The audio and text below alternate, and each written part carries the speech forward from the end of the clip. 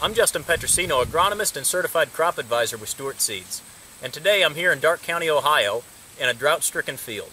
In Darke County, we've had precipitation throughout the season that's totaled in the single digits, and like many counties in Ohio and Indiana, we're under severe drought stress.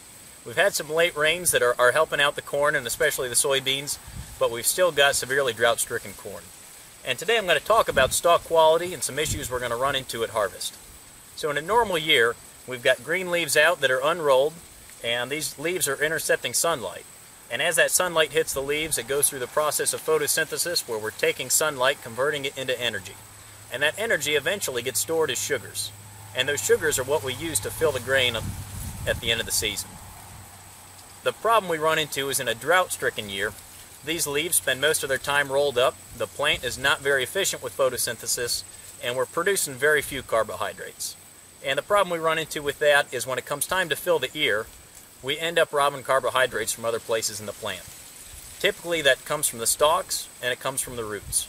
So what we're seeing in a drought-stricken year like this is weaker stalks in general, and we're also seeing some weaker roots.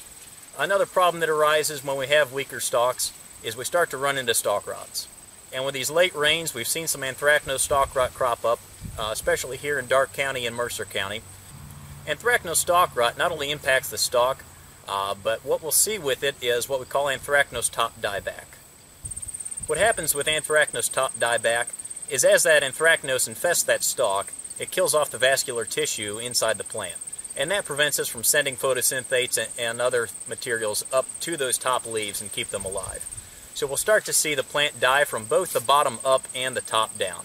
You see this characteristic brown top, and you'll see kind of the central part of the plant will remain green. The problem we run into at harvest is these plants are already brittle from drought stress. You throw a stalk rot on top of that and we've got very brittle plants.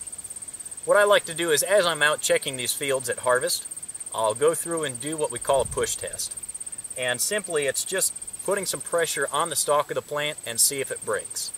Typically I'll walk out into a field, try to do about 5 stops. I'll stop, check for ear molds, and then I'll go ahead and check for anthracnose stalk rot, look for the top dieback, and then on those 10 plants in a row, I'm just going to simply push them over to the other row. As we push these plants over, we're going to lean them to the other row and just listen for that breaking sound. And that breaking sound we hear is the sound of that stalk just splitting in half. So what we've got is very weak stalks.